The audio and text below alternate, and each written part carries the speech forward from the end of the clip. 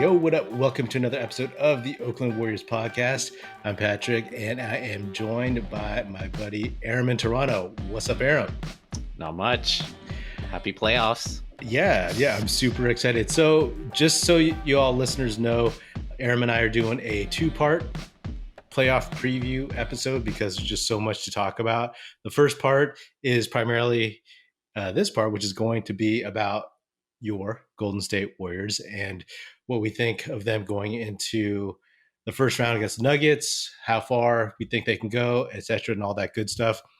And then the second part is going to be just about the playoffs in general, the NBA playoffs for like all the teams and what we're looking forward to, what we see happening and all that stuff. So again, this is the first part about the Warriors. Second part is just about the rest of the NBA playoffs, and tune in to that soon after. All right. That being said, Aram, how hyped are you? You know, Steph is probable. I just saw that on Twitter, so I'm super excited. I mean, this team, it's so hard to tell. You know, there's such a high variance of what they can be. Like, they are legitimate championship contenders, but you can also imagine a universe where the wheels fall off and maybe they'll make it out of the first round.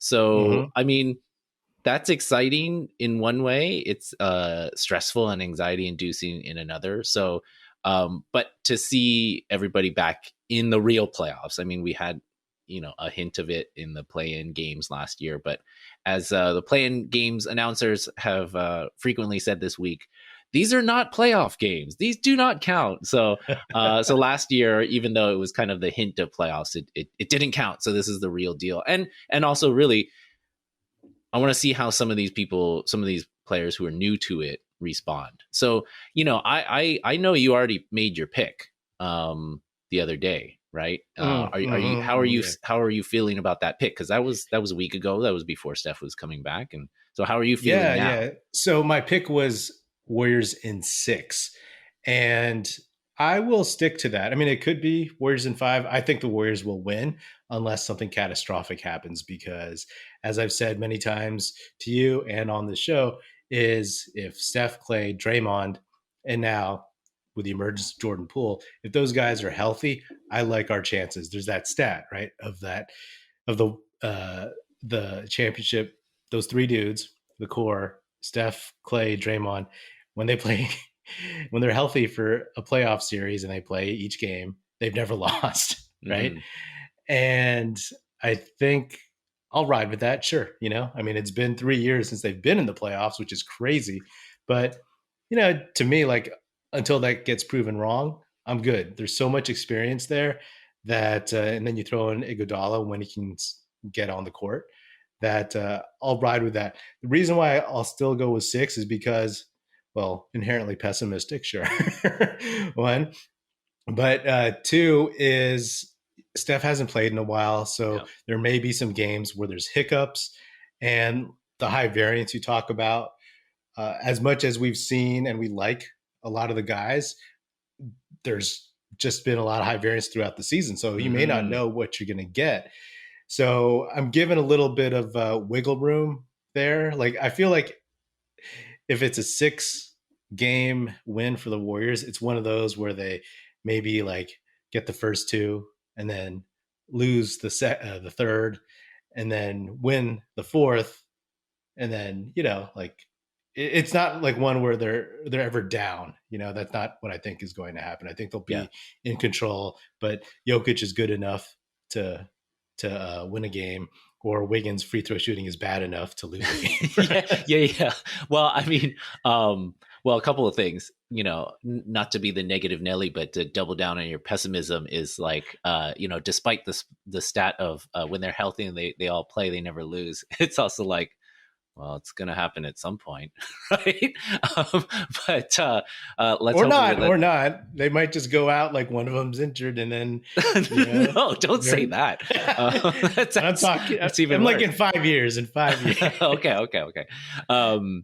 But I will agree with the thought that, I mean, you know, and being realistically yeah, just being realistic about it, I can see them, because of their inconsistencies, kind of kicking one away for sure. Just like Hmm. they had against Denver earlier in the season, or a number of games where they just blow an assignment, and it's at the end of a game, those things matter, right? And whether it's something like that, due to them not having the continuity that they normally would have, or missing free throws, or hack a loony, those kinds of things. Or Like, Hacka I think, Wiggins or yeah, Hacka I Andre. I think lots of things can happen, Yeah. as they usually do in the playoffs. And this is not a team that is so kind of ironclad juggernaut that they can withstand those kinds of things. Their Hmm. their margins are a little bit smaller. So, but that's all going to make it more interesting. Even though the dynasty years were great, like we've talked about this before, the dynasty years were great, but this is super interesting because it's an opportunity to see this team in a new era. Really, it's not the dynasty era anymore. It's a Mm-mm. new time, and see if some old dogs still have it. Yeah, it's the Kuminga era, the dawning Well, of the. well, I definitely want to talk about him, but I was curious. What do you think? What are some key? Okay, I'm going to try not to be my pessimistic self, but I was going to say, what are your concerns? But what are some of your key questions, or your key matchups? I mean, I think it's fair to have concerns, but like just throughout the regular season, what I was always preaching was being healthy going into the playoffs. And this is as healthy as they will have been. Mm-hmm. And they're really cutting it close considering like their best player is just coming back from Yeah. an injury, right? So this is the healthiest they'll have been all season, or they'll be. And I'm excited for that. But like that's the biggest question for me, right? Is how rusty Steph is based on injury. And throughout the playoffs, it's going to be, I alluded to this when we were talking in the last episodes, like how long can Draymond, Steph, Clay, Andre Iguodala stay, and even Otto Porter Jr., how long can Yeah. they all stay healthy throughout this grind of the playoffs? It is a benefit that the stretches that these guys were out for the season, other guys stepped up, right? We've seen so like, and we've also seen them play poorly during those stretches, right? Like when Draymond was out, it wasn't like, oh, all of a sudden Kuminga stepped up and they just went on winning streaks. They didn't, right?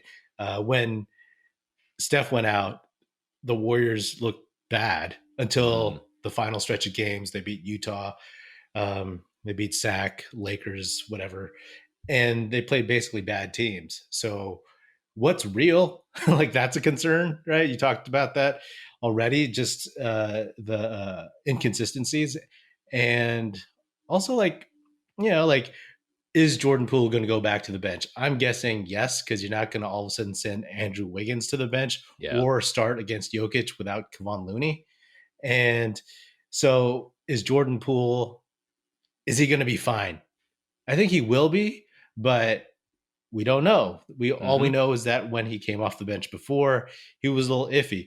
But now, if he has assurances in his mind, and maybe from the coaches, that like you'll play 30, 35 minutes, or you will be there in crunch time, then it's a different perspective. And then to go to our guy Clay, love Clay Thompson, but can he keep building on this? I think he will. I guess sometimes optimism sneaks into my fandom, but uh, I think that, and I've talked about this towards the end of the regular season, like those gaps give him time to get his mind, get his body right. He's not like, turning around on well, he doesn't play back to backs, but turning around like with only like a day off with like 3 or 4 games right away where it's all too quick. And I do think he'll rise to the occasion of the playoffs. That's the he's been wanting this for a long time. Last time he was in the playoffs, he tore his ACL, right? Yeah. So Yeah. I'm sure I'm expecting good things from him. Knock on wood. Yeah, I mean, the health thing is always key, and just any playoff run for every one of these teams. I mean, it's interesting. We were setting a text about Paul George and the play-in game. And I mean, Yeah. COVID is still a wild card to factor into the health kind of matrix of how a team will get through the postseason. So, knock on wood, that is something that they can also navigate in addition to these dudes being old. So, I agree. Clay looks as good as he's looked. He looks pretty sharp. It's easy to say he looks like old Clay when he's, averaging however many points he was averaging in his last few games. And, I don't think he needs to be that per se, but it's sure going to help. The Poole question, that he's one of my big keys, is that, he's had to play multiple roles all year, whether it was filling in for Clay, coming off the bench, filling in for Steph. And so can all of those things come together now, right? I think his confidence and everybody's confidence in him should be at an all-time high. But will it come together on the court in terms of how they operate? That great run came when Steph was out. But at the same time, he was also great at the beginning of the year when they were playing a lot together, and they have great kind of on-off numbers together. So it's a big experiment to see if all of these things are going to come together. I think the other experiment is Wiggins. He has had kind of 2 seasons, and, how much of his kind of defensive decline or what felt like a decline was due to not playing with Draymond, and we noticed that team wide, but maybe he was hurt by that the most. Right. So with Draymond back, and Wiggins has looked better in the last, few weeks. So the big question is, I think their defense is going to be there. And I don't think Denver's going to push them too much. Jokic is amazing. But I think they're smart enough schematically. They have enough to match up with them.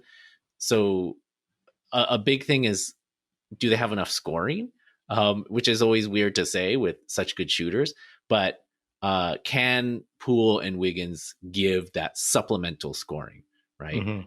Whether it's second unit or just when people are keen on Steph, like who else is going to score and where are they going to score, and they're going to do it efficiently, those kinds of things. So, that's a big thing. And I'm a little bit looking ahead of just the Denver series, because I think, again, I could imagine a place where, Denver could win, but I think it's pretty narrow, to be honest.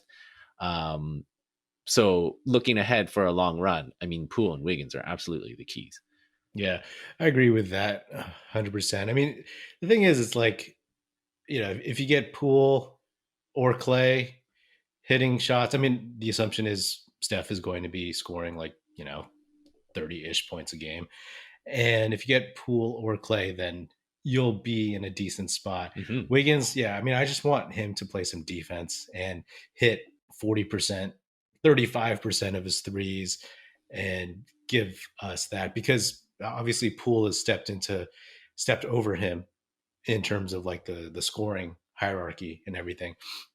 And what I'm really curious about too is, like, obviously we talk about Poole and, to a lesser extent, Jonathan Kuminga, lesser extent in the sense that he's not going to play as many minutes, but those are 2 guys who can get buckets when your threes, your jump shots aren't falling. Those are 2 guys who can at least get to the foul line, right? Yeah. And I always forget about Wiggins, because in theory he should be that guy too, but you don't want him going to the foul line. Yeah, well, when he's going good, he's got that little mid-range game and little pull-ups and those kinds of things, and he can, and when he's aggressive, he can get buckets. So yeah, I think that mid-range is always like that place in the playoffs where it's open, right?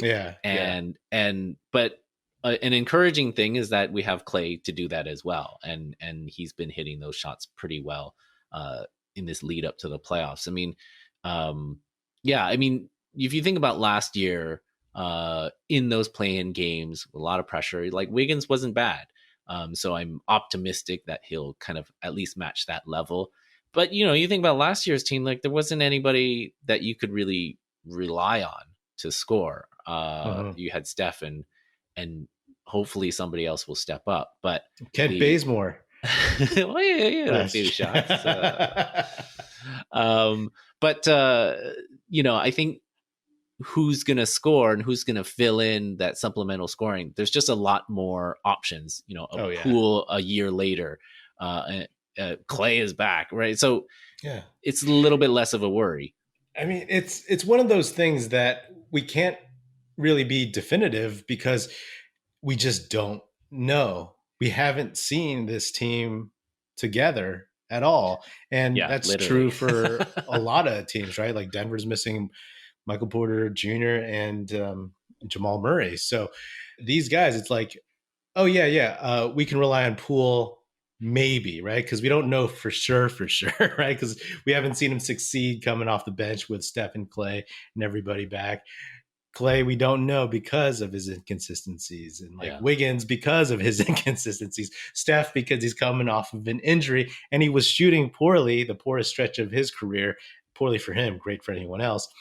So we just don't know. If we had a 3-month sample size of all these guys playing together and clicking to see, okay, you know what, these guys are kind of unbeatable, or it's like, oh, you know what, these guys just don't have it anymore. So that's why it's so interesting to me. And it's such a different experience from all the other playoff runs since the dynasty started, including the very first one where they were really good. And they were battling with the Grizzlies for best record in the league back in 2014 and 15, but we didn't know that they would be that good by the end of the season. Yeah. Right now, we have memories of what these guys were like, and we've seen flashes of Kuminga doing this, Poole doing that, but putting it all together, yes, it could, but also it might be a little wonky in parts, at times. It could be. I'm prepared for some rough moments in the first couple of games. So I'm curious, you can think of it in this series, but also for future series as well. Let's assume our picks, because I'm also picking the Warriors in 6. Let's assume that happens. And we don't know who will be their opponent, but just projecting ahead, do you think that their lack of bigs is going to hurt them? Yeah, that was on my list of concerns, and lack of bigs, it won't help them. And yeah, I think it could hurt them for sure, right? Because if the Warriors play the Grizzlies, how much can Bjelica really help you? I mean, he's going to get run off the court, right? Then you're really just rolling with Draymond, Kuminga, Otto Porter Jr., and Looney, and Looney. And in theory, that's not so bad when you look at them. Like, oh, those are great options, right? But they all have their flaws. Draymond's a little bit older and he's undersized. Looney is, not the most athletic. Otto Porter Jr., undersized and not the most athletic guy at his age. And Kuminga's just inexperienced, right? So there's question marks everywhere. So yes, 100%, it is a concern against them. And if they were to play another big center, I mean, it definitely is a big issue. That could be one of their fatal flaws. Yeah, I mean, it's always been a concern all year. And yeah, it remains to be seen if it's going to come back and bite them, right? That's every team has it, maybe outside of Phoenix, has a concern going into the playoffs. And this is a pretty big one. And it may not hurt them. It may not matter. But I just, usually your flaws get exposed in the playoffs, right? Because they're literally hunting that, right? Yeah. That's part of a scouting report. That's points of emphasis, right? So it's going to come back and hurt them. I think the question is can they get through that? And so, I mean, another one of my concerns is you mentioned the age and the health, but it's not only that, it's also the kind of lack of athleticism or kind of athletic. I wrote this, is hard to say, dynamism. Yeah, athletic dynamism. Is that going to hurt them? Or is the old man strength, old man craftiness going to help them get through that? It depends on who you're playing, right? Like those lineups, once Andre and Otto Porter Jr. came back to the lineup, where it was like, you know, Andre, OPJ, Bielitsa, who's another old guy that they would roll out Well, there? GP2 is not young actually. He's Yeah, what, yeah. 28 or 29? So like it was just a bunch of older dudes, and I was like, wow, they look rough. And Kerr needed to roll those guys out because to get them ready for the playoffs, because he's going to go with those guys. And I think that lineup, it could be exploited, obviously with Bielitsa, but just in general. But I mean, that's where the adjustments come in. I'm sure Kerr's going to try it, and they'd be like, "Oh, that didn't work." Kerr is definitely going to try it. Like he just loves his vets, and I to a certain degree, like you understand that because vets do, they've been there before, and then and he wants to go with things he can trust, and then adjust off of that. Which makes sense, but it's just like when you see this, like, molasses lineup, right? It's like oof, and you notice it so much when you're playing an athletic team like the Wolves or the Grizzlies, and then you notice it so much when Kuminga comes in, right? Like it's just like, whoa, okay, this is. I mean, Kuminga's like top tier athleticism, but still, it's just like the gulf between it is huge. Yeah, I think he's somebody that you're going to see against the Grizzlies. And that old lineup, I mean, they'll do better if they run into the Suns, of course. Mm-hmm. So, it's just too bad that we don't have like a James Wiseman for that athletic big dude in the middle that you're like, hey, we need 2 points. Catch this, or just someone in there to give a change of pace. Like, oh, you think you're guarding old man Looney this whole game? No, it's like, hey, here's this 7-foot unicorn if he's healthy type deal. So the age does give me pause, but they have some options if they decide to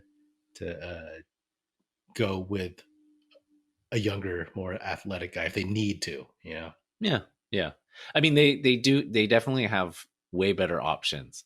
And I hate to keep comparing it to last year, but we've done that all year, right? And just like imagine, there are options. He can, if he wants a little bit more scrappy toughness, put JTA in or Chioza. I don't think he's eligible being a two-way contract. So, oh darn. But you could imagine a world where Kerr puts in Moody for a little boost, but, he always likes to experiment a little bit too, despite his, proclivity for some veterans. So, I guess I'm curious too. I mean, we've kind of touched on them a little bit. What do you like? So we covered some concerns, and I guess, you would say, well, the opposite are the keys, but what do you think some keys are to like the road to a championship? I mean, let me say something besides health, right? Yeah, well, that's just because if they're healthy, then I like them. Just their shooting in general, right? Will they have enough scoring? I mean, it's the opposite. You said it right there. It's the opposite of the concerns, because those are the things that I think could and would stop them. I mean, I haven't really gone so far as to like look at the Eastern Conference potential champions, to see who would be there in the finals. Yeah. But for me, it's like just highlighting those issues. If those work out, if they can solve some of those problems, and if those question marks, the high variance stuff, they're not all going to break right, but if most of them do, then I like the Warriors. Yeah. Simple, the scoring thing, it's been partially kind of self-inflicted in that Kerr leans so heavily on defense, and you understand why, but it's also it is self-inflicted because he won't put out offensive lineups. And I think the roster is a little bit more tilted that way this year with some players that are very like offensively minded or are deficient on defense. But to me, like it's specifically like if a Steph, Clay, and Poole combo playing, 20 minutes together in that kind of 3 guard lineup, if that can work, like that is a crazy offensive combination. Yeah. And if they can all work together, like you're not going to have any problem scoring. And I think teams are going to have a hard time keeping up too. I mean, one of the things I've loved about seeing Poole in this last stretch is like he was scoring, but he was also distributing really well. And so you can imagine where that could fit in with Steph and Clay as options on the wing, somebody to pass to, right? You know, like who are just going to knock it down. So, that really gives me less worry about offense, but it just depends on if they can survive on defense, which I think they can. I mean, because sometimes like the best defense is at least a little bit, is some offense. If you're scoring, then the other team has a lot more pressure on them. You can set your defense if you're consistently scoring. And I mean, I think that gets, and they're not getting out in transition, right? Which, for a team like, if you play Memphis, like that's a huge thing for them. So you have to put the pressure on offensively, and that is a sort of a form of defense, right? Yeah. How many teams have 3 wing defenders that could lock down guys like Steph, Clay, and Poole, and also be disciplined, to kind of put up with the scheme, right?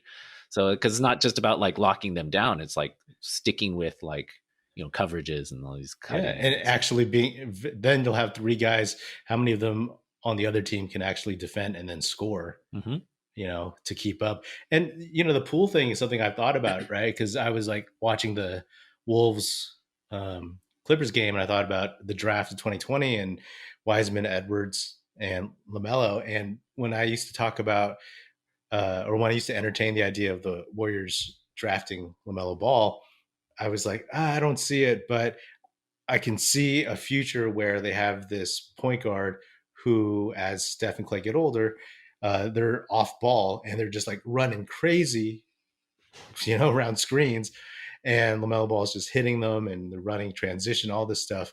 And I'm not saying that Poole is like Ball, but Poole is good, obviously, as a scorer and as a better distributor than he was even before Clay came back. And I think that is almost what you just described there is kind of what I was thinking about a couple of days ago when I was thinking about LaMelo Ball. And then I was like, Poole kind of does that. And then you just said it, because that frees them up so much. And the fact that Poole was doing so much of Clay's stuff before, and then he was doing so much of Steph's stuff the past month. Yeah. I mean, that just opens up more options for them on how to use Poole, because he can do a lot of those other things, Yeah. And I mean, it's just, if that works, then it is just going to be very, very tough, and then when you have that, and another thing in general is the playoff experience, right? There's a lot of guys who don't have it, but if you're riding with Steph, Clay, Draymond, Andre Iguodala, Steve Kerr as your coach, you're going to have a little bit more confidence in the playoffs overall. And I look to some of these younger teams that haven't been there yet, and I wonder, will they get shook? When things get tight, are they going to falter? It could happen to some of the younger guys on the Warriors or some of the people who haven't played in big pressure games. But I'm looking at the Grizzlies, like, they want all the smoke, as they say, as you mentioned. They're up in the chimney, apparently. Yeah. It's a nice line. Yeah, it is. And but like, are they gonna, deer in the headlights type thing at a certain point? Who knows? Yeah. Maybe not. Yeah, maybe not. So, maybe not. I mean, maybe. We've talked about like how young players are, more prepared and ready to play better than ever before. We'll see if that applies to the playoffs.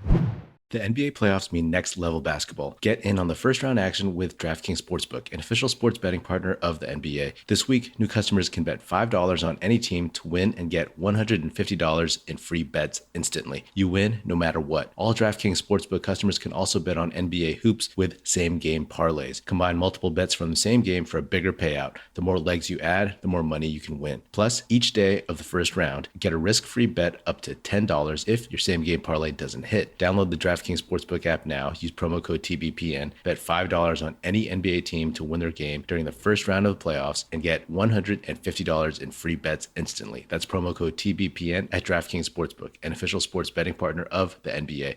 Minimum age and eligibility restrictions apply. See show notes for details.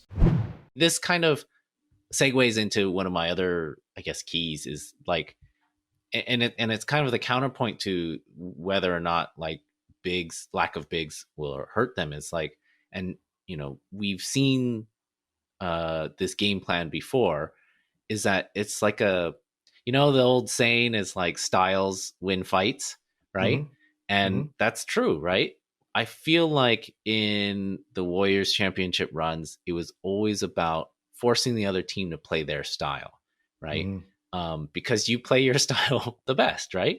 And so if you play a team that has bigs, like, can you run them off the floor, right? Or do what you said, like, they don't have enough defenders who can score, right? So they got to put more offense on the floor, and then you're beating those dudes too, right? And just speeding up the game, just getting a crowd into a frenzy, going on massive runs. Come on, Chase Center. Yeah, let's go, Chase. Come on, tech bros. Just kidding, kind of.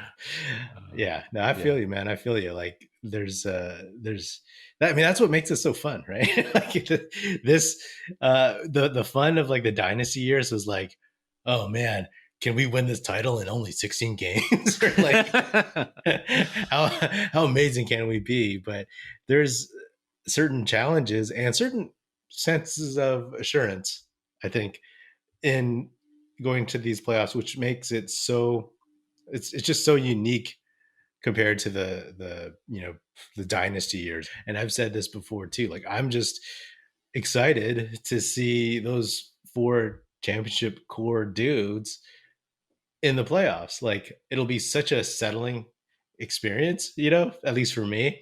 And they're going to be on the floor 12. In crunch time too. You just know it, right? Yeah, absolutely. And why not? Why not? That's what they're there for. That's what Andre came back for. Like this is his like Fast and Furious one last job, right? I mean, this is the reason why he sat for 3 months, right? Because like he's 38 years old and it's like, I don't need to play these games. Like just keep your body right. And even at the beginning of the season, when Iguodala first came back, I kept saying, he looks good. Put him on ice. Yeah, why is he playing? If you have to, right? Like he looks good the first 2 weeks. And then the first time he kind of had an injury, it was like he was gone for like a game, then came back. And then when he was gone for like a stretch, I was like, that's fine. He'll be back and he'll be who he needs to be when you need him to hopefully win 16 games in the playoffs. And then that's it. That's what you're paying him, whatever the veterans minimum for, is to show up in those moments. And, and he played in the last, week or whatever. And it was really a cool reminder of like, yeah, like there are things that happen out there that you don't see. Right. Mm-hmm. And like, we've watched enough basketball, but I still don't even see it for sure. But but it has a tangible effect on the game. And those are the things that he does. And those are the things that matter in the playoffs. Mm-hmm. So I'm excited to see him back. And, and you can count on him for a couple of, chop down steals and, maybe a clutch basket here or there. Two steals, 4 fouls. Yeah. And the thing is, right, like I could be wrong, but so we saw Steph, Clay, and Draymond play together for 11 minutes. Yeah. I think Andre was still out. So we saw the 4 of them play 0 minutes this year together. Right. So that's something like, when I think about the old guy lineup I just referred to with Bielitsa, Otto Porter Jr., Gary Payton the second, etc. I'm like, that's cool, but can we see Andre with Steph, Clay, and Draymond? That's what I really want, and it'll be. I mean, that lineup. Throw in Wiggins, throw in Poole, throw in Kuminga, whomever else. If the Warriors get to play Phoenix, I mean, that would be really, really fascinating for me. It's gonna be chess match basketball. Yeah. Whereas like Memphis is just gonna be a totally different beast if the Warriors get there. So I think my last key, and I guess it is sort of in response to the concern is, I think every playoff run, there's always like the surprise contributor, quote unquote. I'm doing air quotes. So I mean, I think it's obvious who it's gonna be. I mean, we talk about high variance as a team, but just like high variance player and high variance coaches support for this guy is Kuminga, right? Like he is just so dynamic. He can go get a bucket. He can commit 3 fouls in 2 minutes, get super frustrated, and you never see him again, right? Or he lets a back cut go by him, right?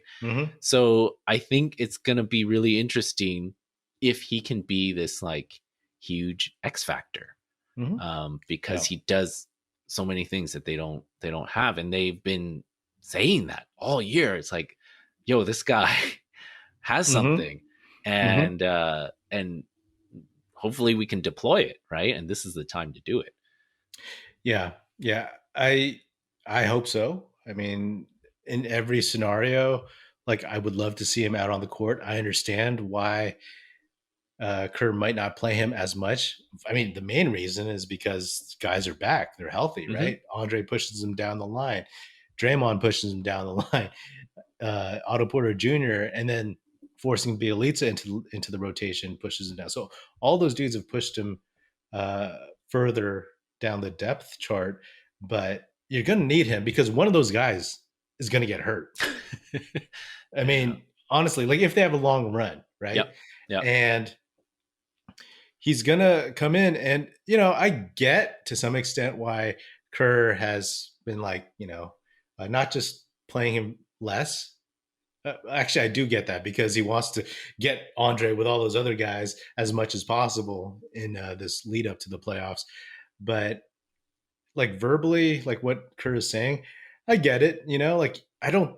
It could be. I'm hoping that it's like he doesn't want to put too much pressure on the kid, right? Like we're really definitely tempering expectations for fans, for the team, and everybody. Exactly. So like even when Myers says, "Oh yeah, I think," when he says like a month ago, I think Kuminga has a spot in the rotation in the playoffs. It's like, like let's pull it back a little bit to make sure that like he is not going to go into the playoffs because you don't know how someone's going to react, but he doesn't go in there, try to do too much and, have some of those bad lapses on defense. But if you think about, but you think about through the year, like he's had so many good games on those like national games, Saturday night, ABC games. He's just been so good. Like I can hear like Mike Breen saying, "Wow!"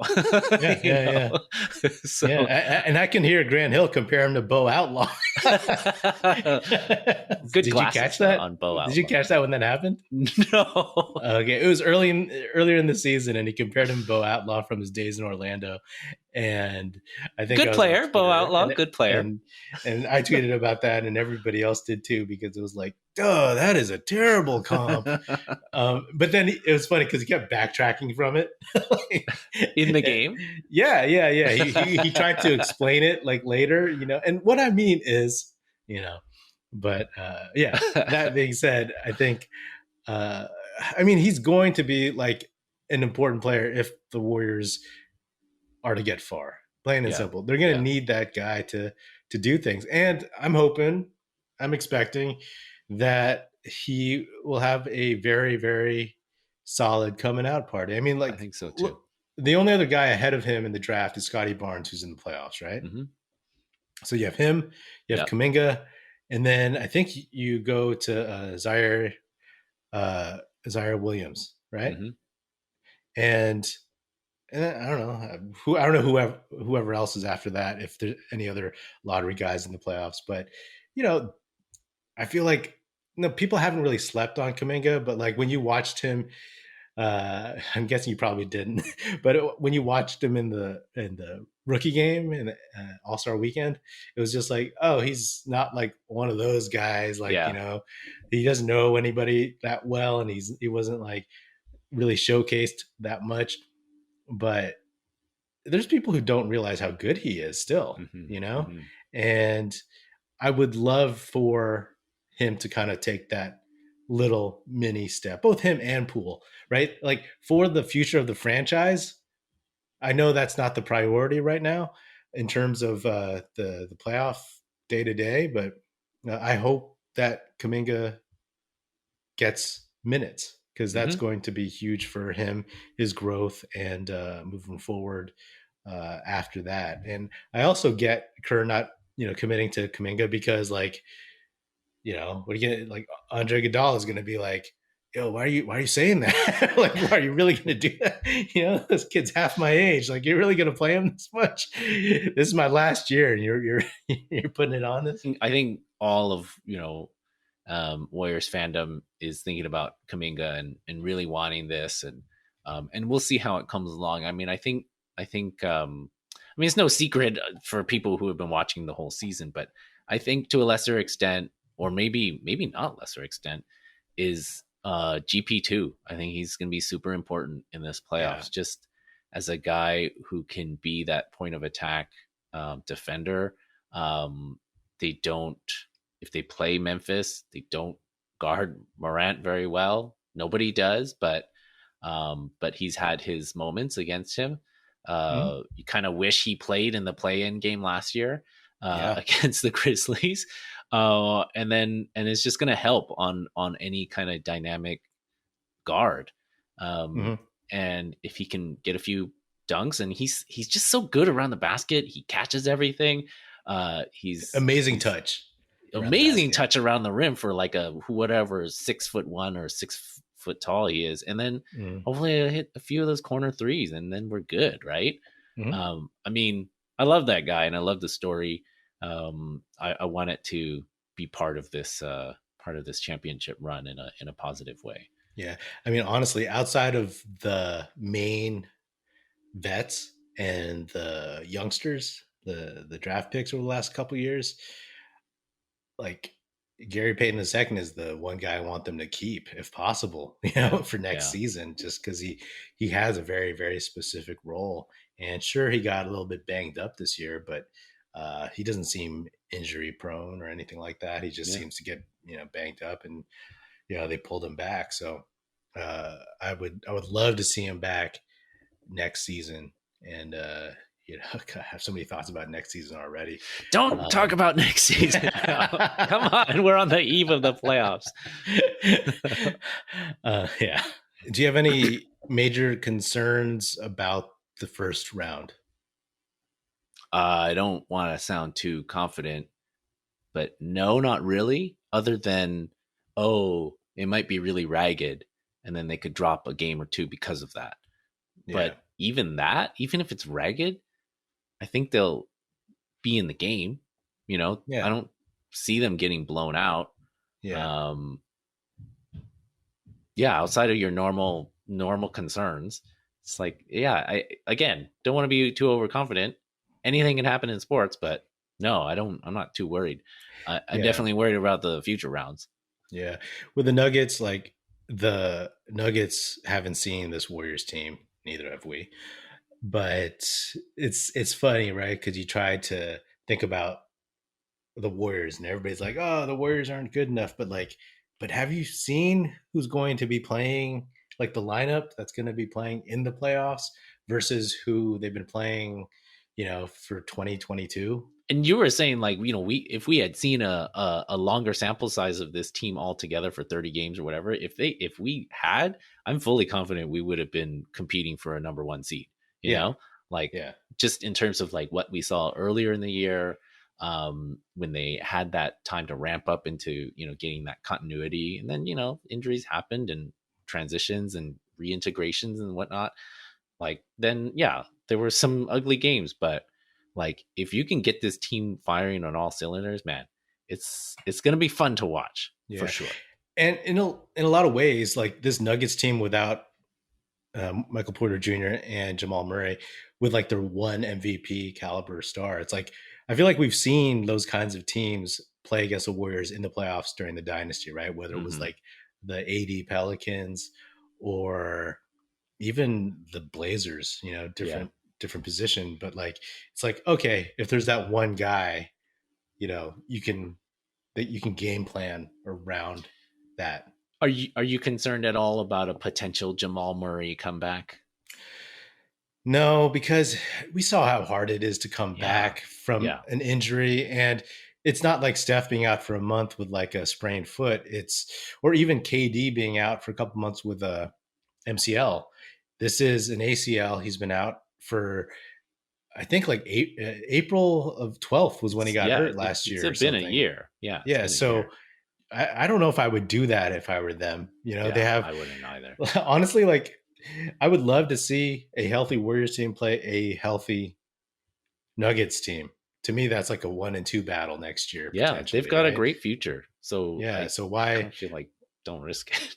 Like, and I like their team. I like the way they play. I like their players. You know, ask me in a couple of weeks, but yeah, tell me how much you like Monte Morris, or how much you like Will Barton. Yeah, that guy's. It'll pick your green too, right? Yeah, pick your green. Exactly, and it's like, hey, if they want to put that guy, what's his name, Facundo Campazzo. Yeah, if they want to like put him on Steph to be a nuisance, like a Matt Dellavedova. Yeah, mini Dellavedova. Yeah, then all right, great. We have other guys who can score, right? Like in the second round, if we get the Grizzlies, if the Warriors make it that far, then Dylan Brooks, cool, guard Steph. We got other guys who can fill it up in the box score. So I'm looking forward just to seeing those challenges, and I'm hoping like my ideal scenario is like other teams like, oh, this is what it's like, you know, like these are the real Warriors, you know, minus James Wiseman, but you know what I mean? So, but it's funny. I will say one thing about Jamal Murray. It's like, I think, right. Like when I was watching the Warriors play the Suns the last time, I was like, oh man, I forgot end of last season. I was hoping that Poole could be like a Cameron Payne type 6-man guy off the bench. Like, cause you know, Payne was playing so well end of last season into the playoffs. And now it's like, I feel like he's graduated, right? I'm not saying he's Jamal Murray at all, but like, he's like a lesser Jamal Murray. Yeah. like he's more in that kind of stratosphere than like, oh, he's like campaign, you know what I mean? So like, it's just a thought. I'm curious about that moving forward. Well, the playoffs is going to define a lot about a lot of people's reputation. So yeah. We'll see. Cool. All right. Well, y'all be sure to stay tuned for part 2. This is the end of part 1. Part 2 is going to be about just the NBA in general, the playoffs, the whole field, what we think is, and a little bit of Warriors too. Okay, a ton of Warriors stuff, but like, yeah, more Warriors. All right. Anyway, all right. Well, that is another episode of the Oakland Warriors podcast. Be sure to subscribe wherever you get your podcast. Feel free to hit me up on Twitter at Patrick Epino or at Oakland Warriors. You can find Aram at Aram Collier. Check us out at OaklandWarriors.com and be sure to tune in to our YouTube channel. The link will be in the show notes below. Tell your Warrior fan friends to tune in and listen. The Oakland Warriors podcast is produced by National Film Society and is a part of the Basketball Podcast Network. And if you're so inclined, please do leave us a 5-star rating on Spotify and or Apple Podcasts and say nice stuff about us in a review on Apple Podcasts. That would be super helpful too. Thanks for listening. That's it.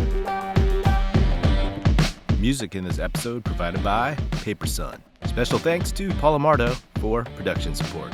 See you next time, and go Dubs.